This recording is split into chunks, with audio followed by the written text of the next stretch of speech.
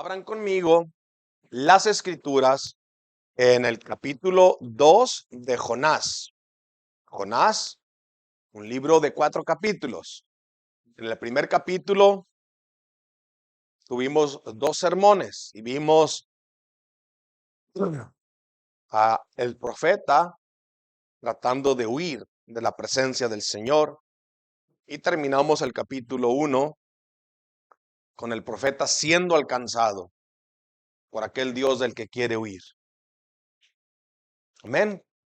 Jonás capítulo 2. Jonás capítulo 2. Vamos a dividirlo en 3 partes. Los versículos 1 y 2, vemos aquí al profeta clamando, invocando, orando.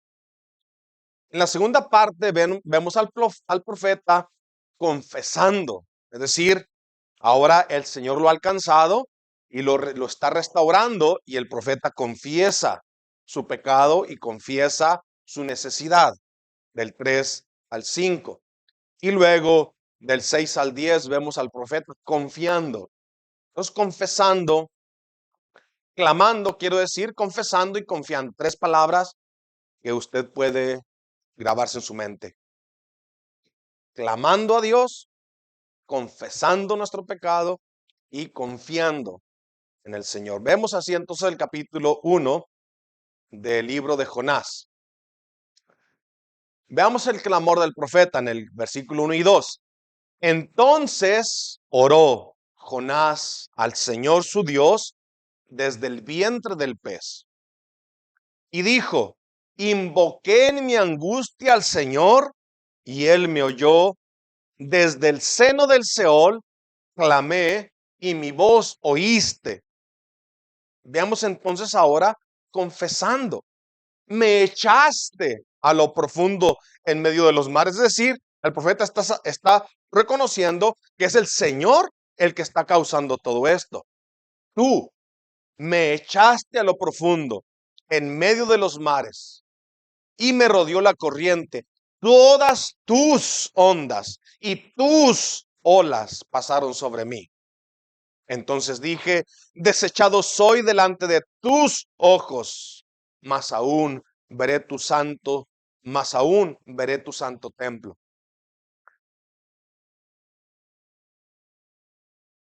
Veamos entonces el 4 y el 5. Las aguas me rodearon hasta el alma, rodeóme el abismo, el alga se enredó en mi cabeza.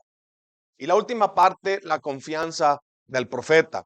Descendí a los cimientos de los montes, la tierra echó sus cerrojos sobre mí para siempre. Mas tú sacaste mi vida de la sepultura, oh Señor Dios mío. Cuando mi alma desfallecía en mí, me acordé del Señor y mi oración llegó hasta ti en tu santo templo. Los que siguen vanidades ilusorias, su misericordia abandonan. Mas yo, con voz de alabanza, te ofreceré sacrificios. Pagaré lo que prometí. La salvación es del Señor.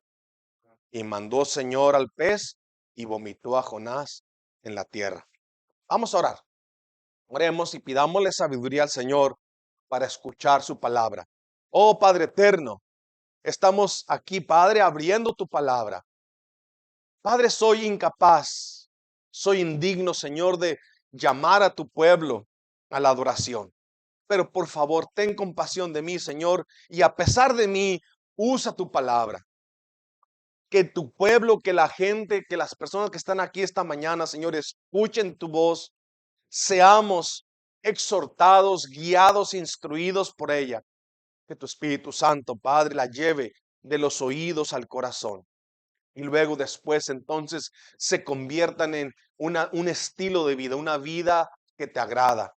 Padre eterno, rescata, Señor, fortalece, llévanos, Señor, a la madurez, que podamos nosotros ser capaces de recibir tu palabra y capaces de vivir tu palabra. Te lo pedimos, Padre, en el nombre de tu Hijo amado, Cristo Jesús. Amén, amén. Que el Señor nos hable pues en su palabra. Jonás 2. Como establecimos antes, al principio de esta historia, lo volvemos a afirmar. Este libro no se trata básicamente de un gran pez, de un gran pecado, de un gran pueblo con un gran pecado, de una gran ciudad. No, este libro se trata del Dios soberano sobre el cielo, tierra y mar, que tiene grande misericordia y grande paciencia de hombres grandemente rebeldes y pecadores, y les ofrece una salvación aún más grande que su pecado, que sus iniquidades. Así que, aunque Jonás decidió alejarse de la presencia de Dios, huir lejos de la presencia del Señor, el Señor jamás dejó a Jonás. Aunque Jonás quería huir, el Señor no lo abandonó. La gracia de Dios siempre lo persiguió. Y esto es para nuestro consuelo. Aquí quedó grabado en la escritura, porque cuántas veces como Jonás, nosotros mismos tenemos que reconocer que nos hemos alejado del Señor, que hemos dejado de hacer su voluntad para establecer la nuestra. Y una y otra vez el Señor ha probado ser fiel. No nos ha dejado caer completamente, ni en la totalidad y la desesperación de sabernos pecadores. Así que mientras que el profeta trataba de huir de la presencia del Señor, el Señor obraba en cada circunstancia y en cada momento, cerrándolo y rodeándolo con su gracia redentora. Así que el fruto de esa gracia es cuando vemos al profeta venir, regresar al Señor en arrepentimiento, y el profeta dice, me oyó, me libró, no cerró su oído a mi oración, lo libró del abismo que lo rodeaba. Eso, mis hermanos, es la gracia redentora de un gran Salvador, de un amor infinito. Así como el mar embravecido llevaba el barco de los marineros para todos lados, así la gracia infinita del Señor guiaba al profeta en todo su camino. Y así como a Jonás, nuestro Señor no ha cerrado sus oídos a nuestro clamor. Todavía, si vienes arrepentido a Él y clamas, invoca su nombre, todavía Él te escucha. Esto es el nuevo pacto, son las promesas de aquel pacto que se hizo con juramento y con promesa. Promesa y juramento. Juró por sí mismo. Y dice, este pacto nuevo no es como el antiguo. En este pacto nuevo pondré dentro de ustedes mi espíritu y haré que anden en mis estatutos y haré que guarden mis preceptos y haré que los pongan por obra. Si pecan y se tercan o se atercan en seguir sus propios caminos, los voy a castigar, pero no quitaré mi misericordia de ti. No voy a mentir. Le prometí a David y así va a ser. Las promesas a David son firmes. El Señor no nos abandonará. Esa es nuestra confianza. De otra manera, no solamente andamos rondeando el pecado, si no es por su gracia y su misericordia que nos persigue todos los días, corremos al centro del pecado. Nuestra vida completa depende de la palabra del Señor que nos salvó una vez y nos unió a su cuerpo. Esa misma palabra es la que nos preserva, es la que nos sostiene y nos ha unido a su cuerpo, a su iglesia. Y esto que celebramos aquí, mis hermanos, es lo más grande y lo más maravilloso que pueda estar pasando en la ciudad de Fort Pierce en estos momentos. En estos momentos, todas las reuniones de ejecutivos que haya en la ciudad, todos los eventos, todas las diversiones, es basura comparado con estar aquí escuchando la palabra del Señor. Así que leemos esta oración del profeta en este contexto. No la leemos superficialmente. Hay un contexto atrás de esta oración. La gracia redentora de nuestro Señor. La misericordia de nuestro Señor. Tenemos que leerla así. el Señor siempre estuvo obrando en cada circunstancia de la vida del profeta. La gracia del Señor lo perseguía desde que rehusó el llamado. El Señor planeó o ya tenía planeado confrontarlo con su pecado, tenía planeado no abandonarlo en su terquedad. Desde el viaje de Jope, en su búsqueda de pasaje, en su compra del pasaje, en el bote en el que viajaría, cada detalle llevaría al profeta a ser quebrantado para luego ser restaurado. Aquel mismo que lo golpearía sería el mismo que lo sanaría. Y en lo que el mundo vería como una desgracia, nosotros ahora que conocemos la historia completa lo vemos como una misericordia.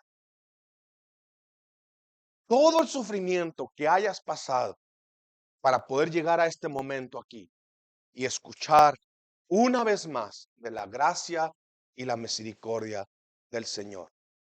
No solamente Jonás sería alcanzado, los marineros serían alcanzados, Nínive sería alcanzado.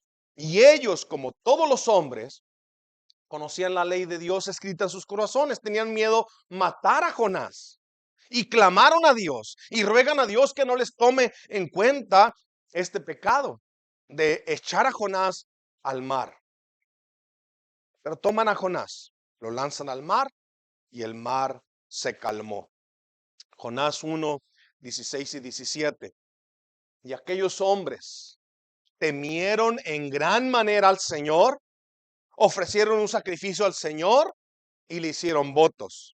Y el Señor dispuso un gran pez que se tragara a Jonás. Y Jonás estuvo en el vientre del pez 3 días y 3 noches. Es decir, si pudiéramos ver la escena, diríamos el juicio de Dios. Dios trajo juicio sobre este hombre y no era al revés. El gran pez tragándose al profeta era la gracia de Dios. Era la forma en que el Señor salvaría al profeta de su pecado.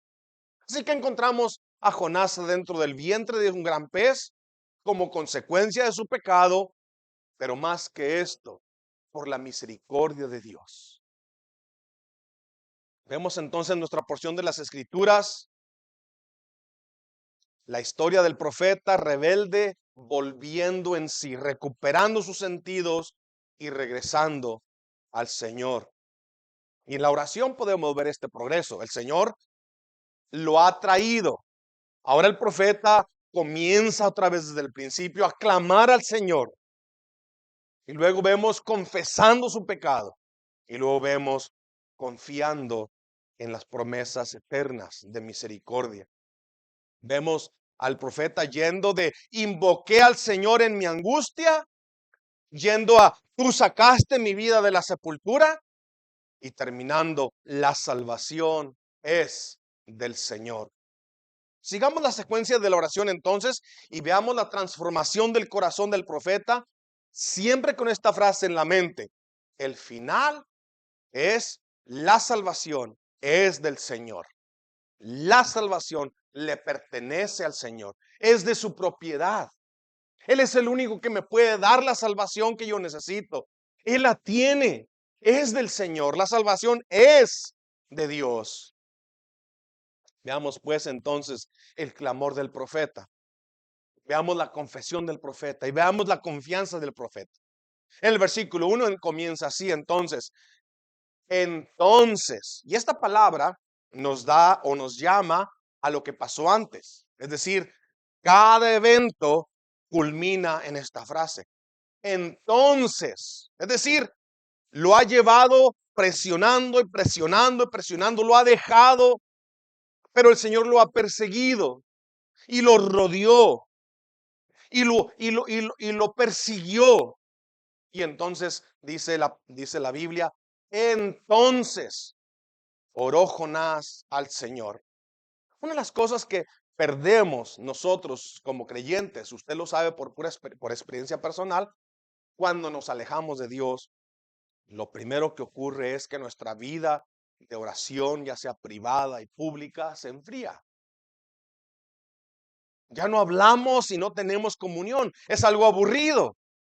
¿Quién quiere estar hablando con el Señor? de aquel que quieres huir, de aquel que no quieres obedecer. Lo primero que pasa en la vida del creyente es que su vida de oración íntima es casi inexistente. Y vemos entonces otra vez que la gracia del Señor trayendo al profeta a restaurarlo otra vez a una relación íntima, real con el Señor lo lleva a la aflicción y la aflicción lo lleva a la oración. Entonces oró Jonás al Señor desde el vientre del pez. Vemos inmediatamente el fruto de la gracia. Esa gracia que persiguió a Jonás, pues la primera cosa que produce la gracia del Señor es angustia. Y la segunda cosa que produce la tristeza que produce Dios es la oración. Seguramente el profeta no pudo orar desde que salió de Israel. En su viaje a Jope, estaba huyendo de la presencia del Señor, no podía orar. Pero ahora en su restauración, Jonás ora al Señor, y tenemos que poner énfasis en esto, tu Dios con mayúscula. En contraste con los dioses de aquellos marineros, Jonás reconoce todavía al Señor creador de la tierra y del mar como su Dios. No hay algo más dulce que encontrar en la Biblia estas palabras, ¿cierto? El Señor, el cual me amó y se entregó a sí mismo por mí. Es por mí. Preparas mesa delante de mí en presencia de mis angustiadores. Delante de mí, Señor, tu amor por mí. Algo muy, muy personal. Su Dios. Entonces oró Jonás al Señor, su Dios. Es decir, el Señor en su misericordia lo lleva al vientre de este gran pez. Es el Señor en su misericordia que no nos deja, que nos rodea. ¿Cuántas veces te has encontrado apático en tu tiempo de oración, agobiado por las responsabilidades? Te aparta de la oración tu trabajo, el entretenimiento, tu familia. Entonces podríamos decir, benditas aflicciones que te trajeron de nuevo a la oración con el Señor. Benditas aquellas aflicciones que te han hecho caer de rodillas, regresando a la presencia del Señor, pues de allí es donde emana toda la bendición espiritual. Benditas aflicciones que nos llevan a rogar y a clamar y a invocar el nombre del Señor. Entonces oró Jonás al Señor su Dios desde el vientre del pez, y dijo: invoqué en mi angustia. Y dijo: invoqué en mi angustia al Señor, y él me oyó. Es decir, que la fe de Jonás es genuina. No lo abandonó. La fe de Jonás, aunque débil, sigue siendo suficiente para sustentarlo y para preservarlo en la prueba.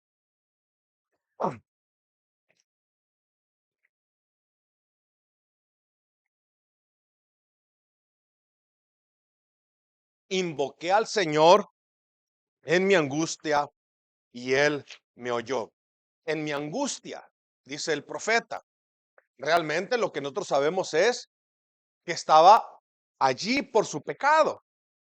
Invoqué al Señor en mi angustia, pero ¿qué causa angustia en el creyente si no es su pecado?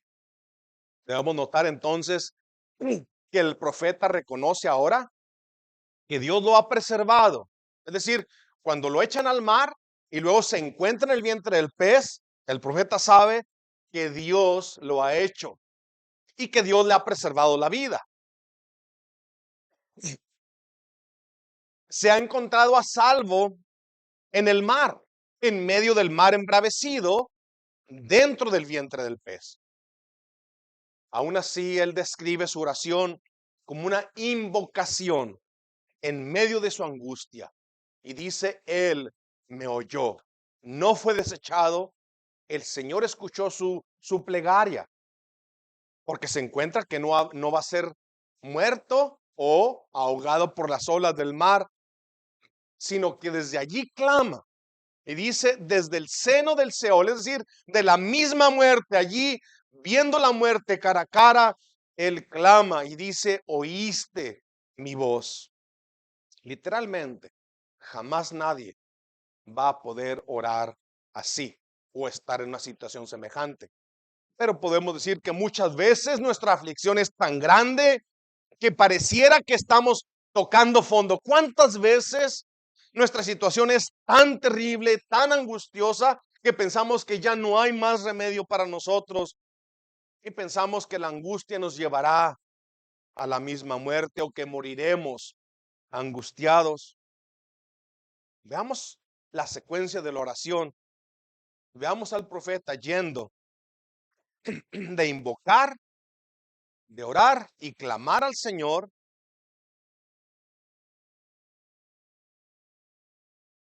Y ahora, llegando un poquito más a la realidad de su pecado. El profeta se mueve de orar y clamar a confesar su pecado. Desde el seno del Seol clamé y mi voz oíste. 3. Me echaste a lo profundo en medio de los mares y me rodeó la corriente.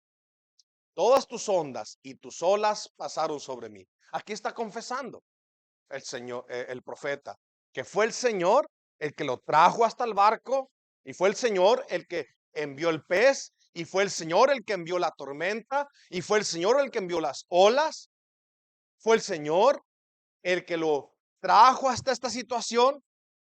Pero es la gracia de Dios, mis hermanos. Dios en su bondad produce la angustia que nos lleva a clamar, a invocar su nombre, y de allí entonces entraremos a lo que se llama reconocer que Él es justo, que Él es bueno y que yo soy el que está necesitado de perdón. No es el Señor el que está perdido. Fuimos nosotros, mis hermanos. Él no está perdido. Él está sentado en su trono. Soy yo el que necesita ser salvo. Entonces así es como enfrentamos al mundo, así es como enfrentamos nuestro pecado, así es como enfrentamos todas nuestras aflicciones, como si nos estuviéramos hundiendo en un mar embravecido. Y el profeta conoce los salmos. Tengo que subirle al aire.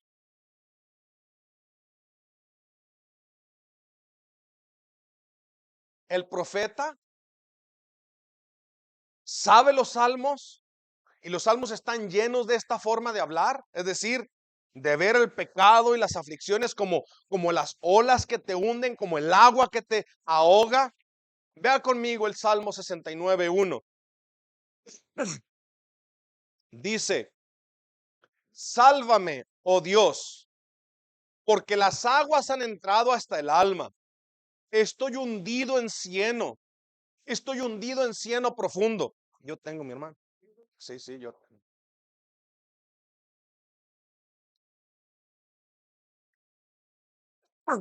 Ok, vamos a leerlo de nuevo otra vez. Al cabo en el video lo van a editar. Salmo 69:1. Sálvame, oh Dios, porque las aguas han entrado hasta el alma. Estoy hundido en cieno profundo, donde no puedo hacer pie. He venido a abismos de aguas y la corriente me ha negado. Cansado estoy de llamar, mi garganta se ha enronquecido. Han desfallecido mis ojos esperando a mi Dios. Salmo 69:15. Sácame del lodo y no sea yo sumergido, sea yo libertado de los que me aborrecen y de lo profundo de las aguas. No me anegue la corriente de las aguas, ni me trague el abismo, ni el pozo cierre sobre mí su boca. ¿Cómo se verá nuestra fe, mis hermanos? en medio de tal angustia? ¿Cómo se verá tu fe en medio de esta angustia? ¿Probará que tu fe viene de lo alto? ¿O probará que tu fe es solamente un conocimiento, mandamiento de hombre, enseñado de memoria? Es decir, ¿es esta fe que nos fue dada por Dios y no nuestro corazón engañoso y perverso, perdiéndonos en una profesión falsa, haciéndonos creer que creemos? ¿Cómo se verá nuestra fe en medio de la angustia? Por eso, mis hermanos, debemos estar agradecidos con Dios por las aflicciones, pues ellas prueban si nuestra fe es genuina o es falsa. Si alguien necesita saber que mi fe es verdadera, soy yo. El Señor sabe. El que necesita esa seguridad soy yo para poder caminar cada día, para poder sostenerme. Yo necesito saber si mi fe es verdadera. Dice Primera de Pedro 1, del 3 al 9, bendito. Primera de dispensen, todas sigo con mucha congestión. Leamos Primera de Pedro 1, del 3 al 9. Bendito sea el Dios y Padre de nuestro Señor Jesucristo, quien según su gran misericordia nos ha hecho nacer de nuevo a una esperanza viva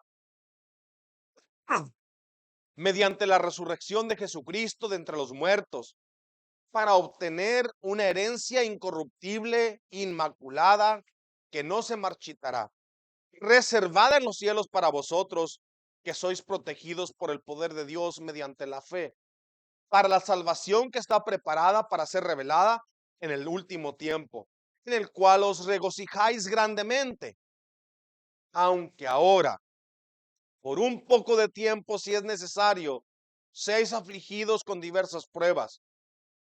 El motivo de las pruebas, para que la prueba de vuestra fe, más preciosa que el oro que perece, aunque probado por fuego, sea hallada, que resulta en alabanza, gloria y honor en la revelación de Jesucristo, a quien sin haberle visto le amáis, y a quien ahora no ven, pero creen en él, y se regocijan grandemente con gozo inefable, lleno de gloria. El final de la prueba, el final de la angustia, el final del dolor al que el Señor mismo te trae, es esto.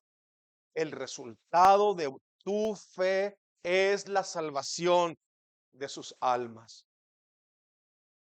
Gloriosa angustia que me hace ver a quien pertenezco, glorioso dolor que me hace entender quién es mi redentor y cuál es mi confianza y dónde está mi esperanza. Dice el versículo 4, entonces dije, desechado soy delante de tus ojos, mas aún veré tu santo templo. Es decir, tú me echaste a lo profundo del mar. Tú me desechaste delante de tus ojos, pero gloria a Dios, tú eres el que me va a librar de todo esto. Fue mi pecado el que me apartó y fue tu gracia la que me persiguió y es tu misericordia la que me rescatará. Y la frase, más aún, veré tu santo templo. Para los judíos significaba el templo la presencia de Dios. Es de allí de donde Dios se comunicaba con el pueblo, en el templo. Pero Señor, para nosotros, ese templo es nuestro bendito Salvador. Nuestro clamor y nuestra confesión suena más o menos así.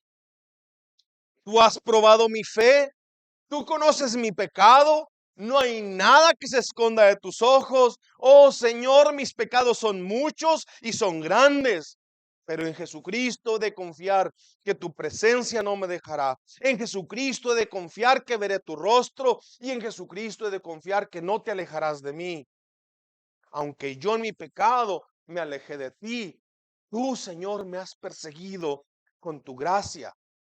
Y en Jesucristo todavía puedo tener confianza. Versículo 5. Las aguas me rodearon hasta el alma, rodeóme el abismo, el alga se enredó en mi cabeza. Literalmente, el profeta está en el vientre del pez, la comida que ha comido el pez está enredada en su cabeza. Pero notemos nosotros el progreso en la mente del profeta. El profeta que fue rebelde, pero que Dios en su misericordia persiguió, lo rodeó con el abismo, lo rodeó con el alga, y allí el profeta clama al Señor. Y al leer la historia de este profeta, miles de años después, nosotros aquí en Fort Pierce, hoy en este día, podemos entender que más que rodeado de agua, más que rodeado de algas, más que rodeado de todos los líquidos que estarían allí en el vientre de aquel pez, lo que rodeaba al profeta era la gracia, la misericordia, el amor del Señor, que no solo alcanzaría al profeta, que no solo alcanzaría a los marineros, que no solo alcanzaría a los habitantes de Nínive, no solo alcanzaría a los escribas y fariseos que demandaban señal, pero ahora nos ha alcanzado aquí a nosotros hoy. El mismo reclamo que les hizo el Señor a los hombres de su día es el que escucharás tú aquí ahora. Mateo 12, 41 y 42 dice: porque como estuvo Jonás en el vientre del gran pez 3 días y 3 noches, así estará el Hijo del Hombre en el corazón de la tierra 3 días y 3 noches. Los hombres de Nínive se levantarán en el juicio con esta generación y la condenarán, porque ellos se arrepintieron a la predicación de Jonás. Ellos se arrepintieron cuando Jonás les predicó. Y aquí, más que Jonás, en este lugar. Ahora ese es Cristo el que nos habla. Ya sabemos cuál es la señal del profeta Jonás. Cristo Jesús fue a la cruz del Calvario, fue sepultado y resucitó al tercer día. Literalmente murió en la cruz del Calvario. Y eso es más grande que la predicación de Jonás.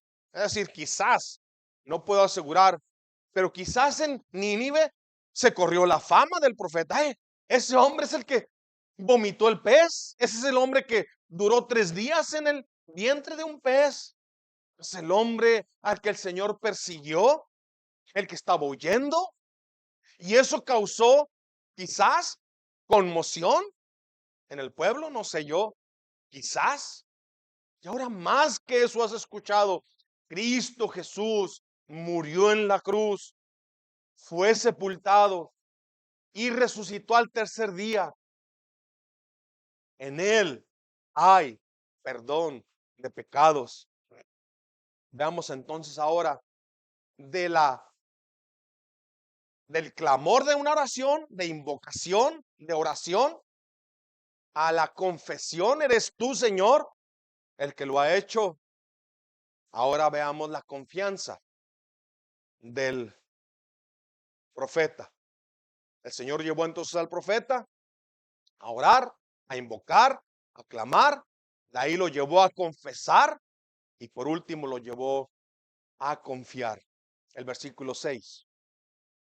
Descendí a los cimientos de los montes, la tierra echó sus cerrojos sobre mí para siempre, mas tú sacaste mi vida de la sepultura, oh Señor, Dios mío.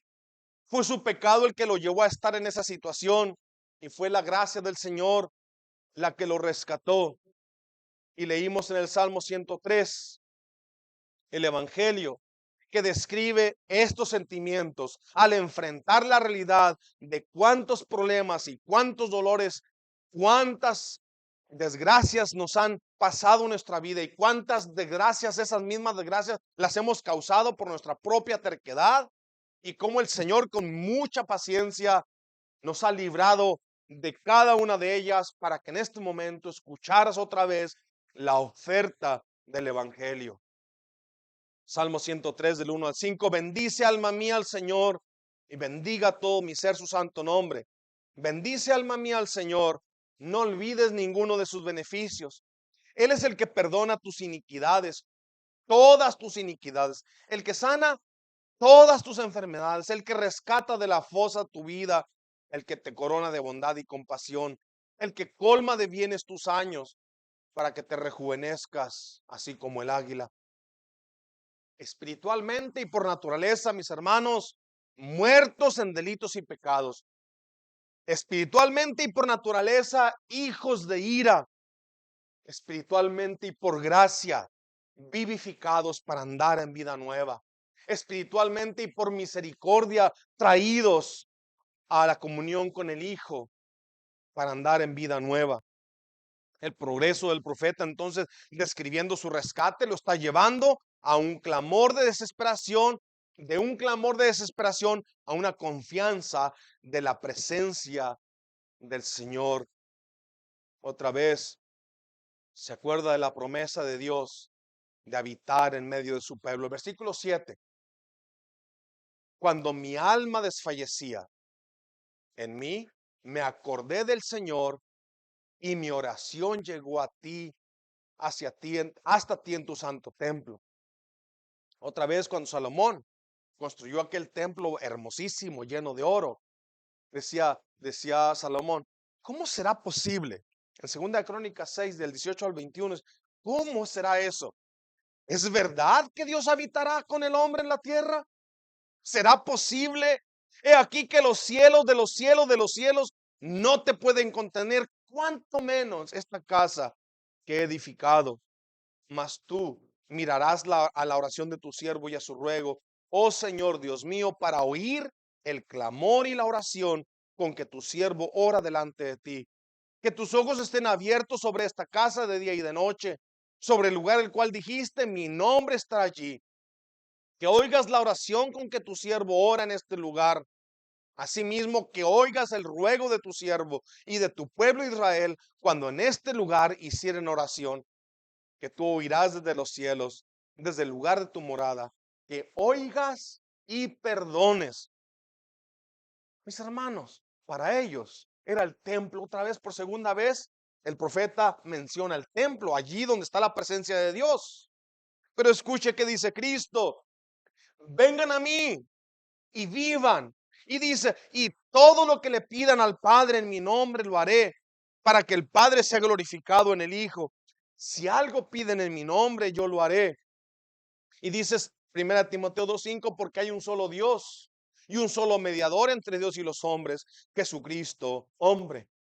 Para ellos el templo es el lugar de la presencia de Dios. Para nosotros es Jesucristo, su Hijo amado. Sigue el profeta clamando, confesando y confiando. Y él confía entonces en las verdades doctrinales que inundan toda la escritura. La Biblia está en la mente del profeta. Él conoce la palabra del Señor y recuerda aquellas promesas. Lea conmigo el versículo 8 y 9 de Jonás 2. Los que siguen vanidades ilusorias, su misericordia abandona.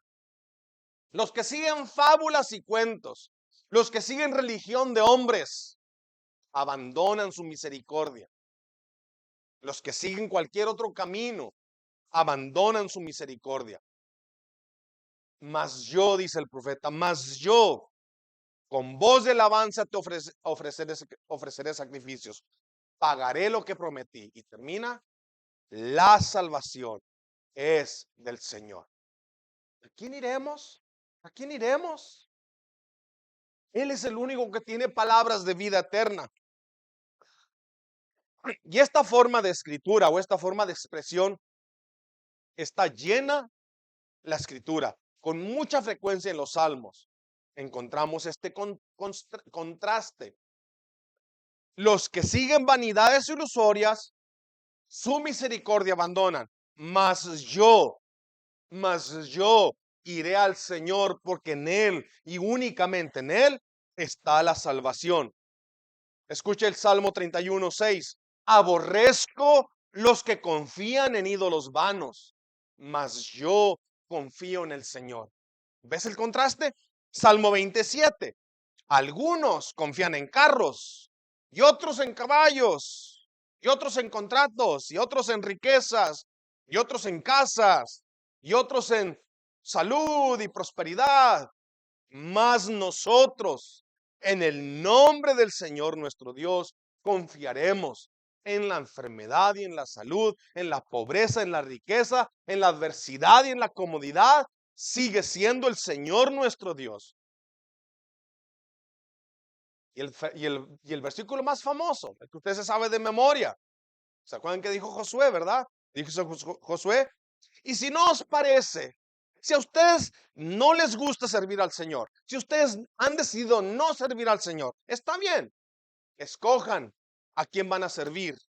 Si a los dioses que sirvieron nuestros padres que estaban al otro lado del río, es decir, los dioses de los egipcios, de los cananeos, o los dioses de los amorreos en cuya tierra habitan, pero yo y mi casa serviremos al Señor. Por último, quiero hacer énfasis en la frase: la salvación pertenece a Dios. La salvación pertenece a Dios. Y lo voy a hacer solamente citando las Escrituras. No voy a dar explicación. La explicación la va a dar la misma palabra. El profeta ha sido traído, restaurado, y él termina confiando completamente en el perdón, la misericordia, la salvación que se encuentra únicamente en el Señor Jesucristo. Escuche conmigo Jeremías 10 del 1 al 16. Oíd palabra del Señor, ha hablado sobre vosotros. Oíd la palabra que el Señor ha hablado sobre vosotros, oh casa de Israel.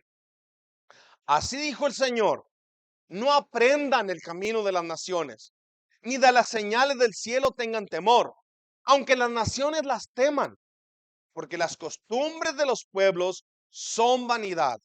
Porque el leño del bosque cortaron, obra de mano de artífice con buril, con plata y oro lo adornan, con clavos y martillos lo afirman para que no se mueva. Derechos están como palmera, no hablan, son llevados porque no pueden andar. No tengan temor de ellos, porque ni pueden hacer mal, ni para hacer bien tienen poder. No hay semejante a ti, oh Señor, grande eres tú y grande tu nombre en poderío. ¿Quién no te temerá, oh Rey de las naciones?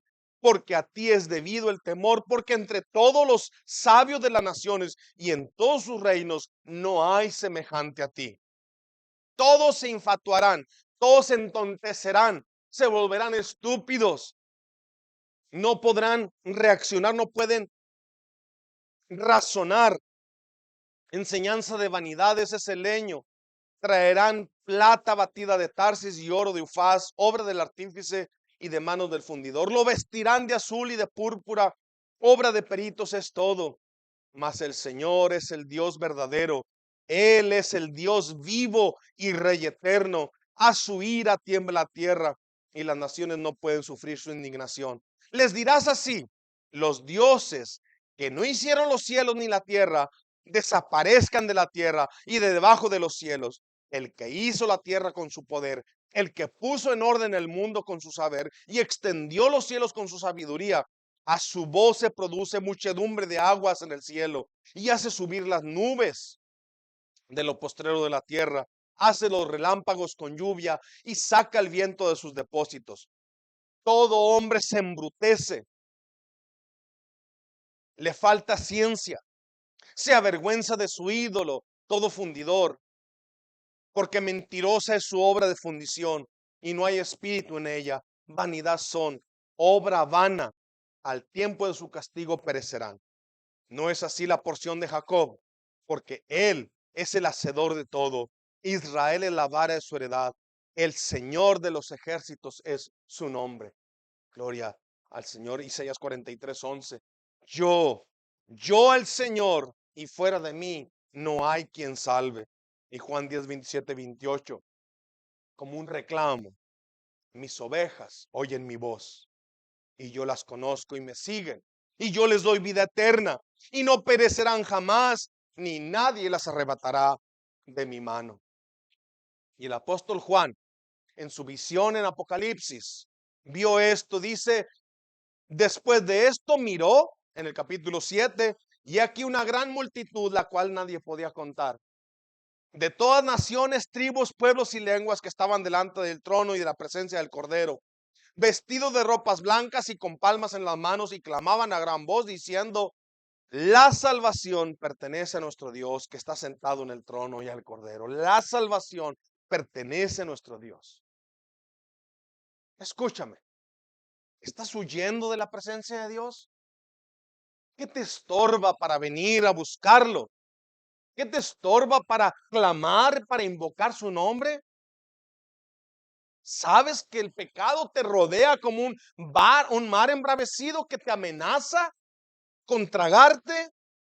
¿Entiendes tu necesidad de clamar? ¿Entiendes tu necesidad de confesar tu pecado? ¿Entiendes tu necesidad de confiar en Cristo para que seas salvo de tal destrucción? Para ti que has creído, sigue clamando por el perdón de tus pecados. Tú que has puesto tu fe en Cristo solamente, sigue confesando su nombre. Y tú que has sido perdonado, ocúpate de tu salvación con temor y temblor. Vamos a orar. Gracias, Señor, por esta gran misericordia mostrada con el profeta. Gracias, Padre, por el anuncio maravilloso de tu Hijo enviado al mundo a rescatar pecadores como nosotros. Gracias, Padre, porque sigues transformando vidas, sigues transformando corazones, Señor, para la alabanza de tu gracia, para la gloria de tu nombre. Rogamos, Padre, que lo hagas otra vez aquí, como lo hiciste con nosotros, Señor. Salva en este lugar. Transforma, Señor, corazones para que tu nombre sea glorificado, para que se sepa, Señor, que tu presencia es real aquí entre nosotros. Nos has hecho, Señor, entonces